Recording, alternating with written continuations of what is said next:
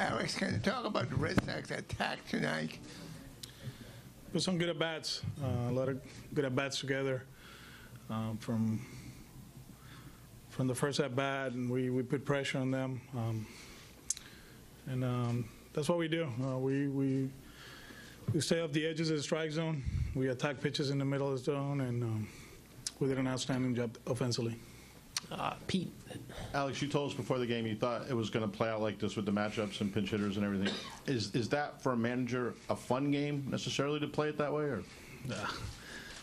Yeah, I mean, I love it. I love it.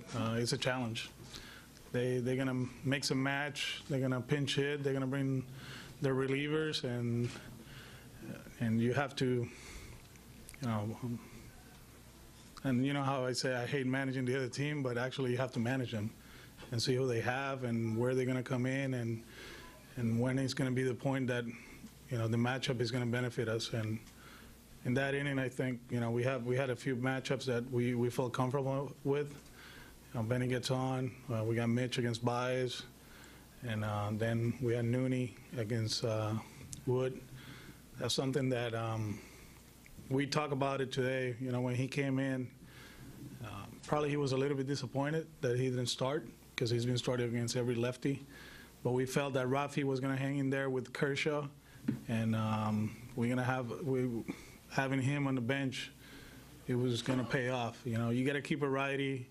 You know, Pierce is playing, Ian was playing, so keeping him in the dugout, you know, and out of the lineup was gonna probably give us a chance to win the game, and it worked out. You know, he was prepared. He wasn't upset actually that he wasn't playing. I told him, "Hey, be ready, man. You might have a big at bat tonight, and do your thing," and he did. Also, what did you take out of Chris's start tonight? Yeah, that was good stuff today.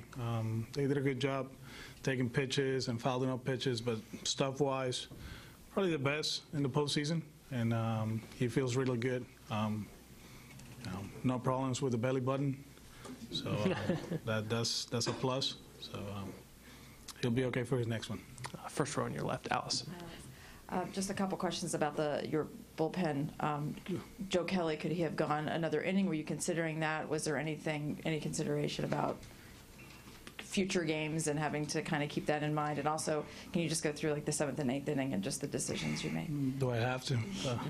We consider a lot of stuff throughout the game. You know, at one point we were going to take Chris out, you know, after 4, but then I realized that it's a seven-game series, and for how good our bullpen has been in October, our starters, you know, we need them to go deep into the game. And then he walks Dozier. We went to Barnes. He's been outstanding with traffic, and he's been great in October. He actually did an okay job, you know. You know, his breaking ball wasn't there today, but limit the damage. Joe was outstanding. His changeup, his fastball, that was good. Knowing that we were going to go to the Rover in the 8th, either Rick or Nate, we decided to go with Brazier. It wasn't, you know, his best night, and but like I said earlier today, Drew and Eduardo, they're gonna have to get big outs somewhere somehow against lefties in this series, and Eddie did right away. You know, 2-0 fastball up in the zone, gets Bellinger out.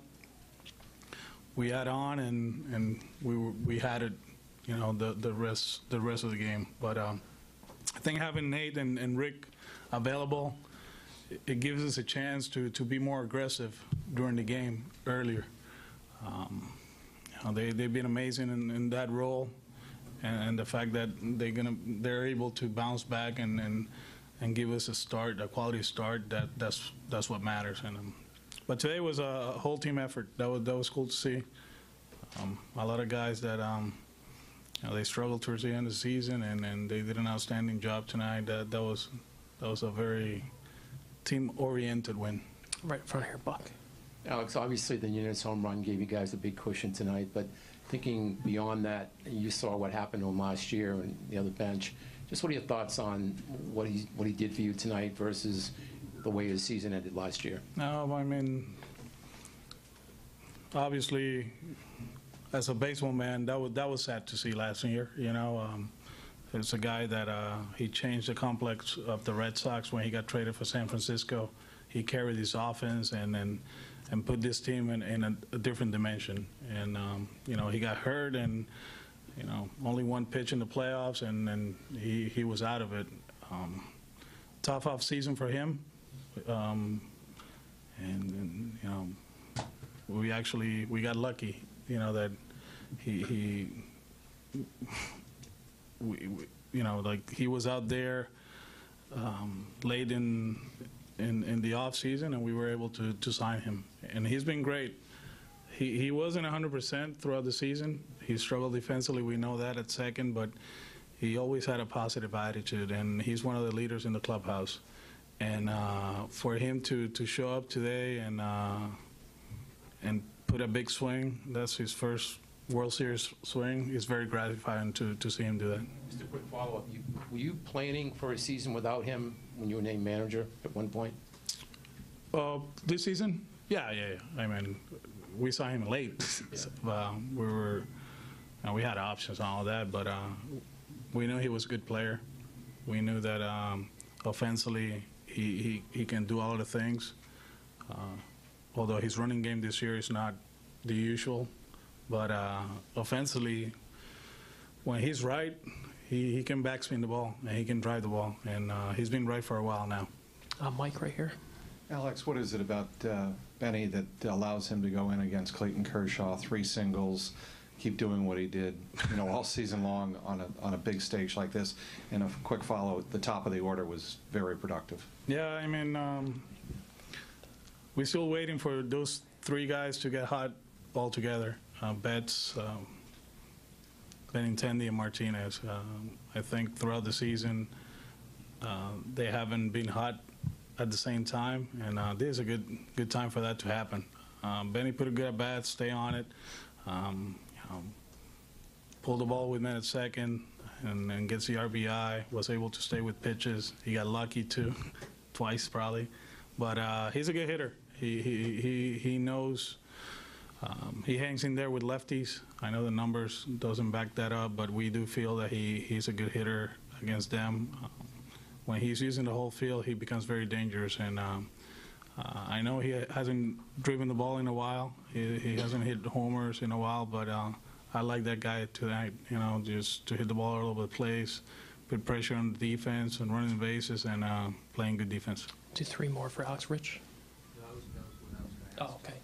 We'll go with Brian right here. When you're making decisions in a game like this that you know will be second guessed if they don't work out, is there ever any fear or anxiety that creeps in, and if so, how do you block that out? No, man. I really don't care if they second guess me. You know, I prepare. We prepare as a group, and you make decisions. You know, and honestly, when I'm done here, I shower, I get on that car, I might get a text and say, go to the pharmacy and get some diapers for the kids. So, I mean, that's first guessing and second guessing over there. So, I mean, it's a game, man. I enjoy it. I know that we're in the spotlight here. Managers, there's a lot of shows now at night, and they're gonna dissect every move. I was part of that, so I learned. Those 4 years working for ESPN taught me a lot. Being around Buster and Timmy and all those guys, you know, I learned a lot. So I really don't. I don't want to. I know it's going to sound bad, but I really don't care if they second guess me. Right here in the third row. Alex, did Craig pitching the way he did make you feel that much more confident in that he is back? And in some ways, does him sort of sorting out the pitch tipping issue make you feel like that maybe he psychologically that makes him more confident in the rest of his game as well? Well, I mean, mentally it has to be tough when you make quality pitches and guys are taking pitches. We go back to that Game 4 in New York. He had Didi on an 0-2 count. He gets a hit. Gary was down 0-2, and he took some great breaking balls. And then throughout the series with the Astros, there were some great takes. And I talk about tipping and stealing signs and all that, but there were some really good takes. And all of a sudden, his hands are somewhere else, and they're not taking that breaking ball. So for him, he has to, it has to be, he has to feel good about it. His stuff was great tonight, too. So, like I said, after Game 5 in Houston, we're very comfortable with Craig Kimbrell, and he's going to get the ball to close games. We'll take a last one from Tim in the back. I was curious, Dave, the Dodgers have had a pretty nice run here over the last 3 weeks, especially managing their matchups and sort of rolling downhill on it, getting the other team to sort of get in a reactive mode. And I'm curious if you have to struggle to stay out of the reactive mode and get more more momentum in your direction, if there was a point tonight where you felt like you were dictating the matchups to stay out of their line changes, as you call them. I don't know if we're dictating their moves, but we feel that we got a few guys that they can hit lefties and righties. Steve Pierce, for example, they brought a righty for him, and we've been using Steve throughout the postseason against lefties and righties, so we stay with him.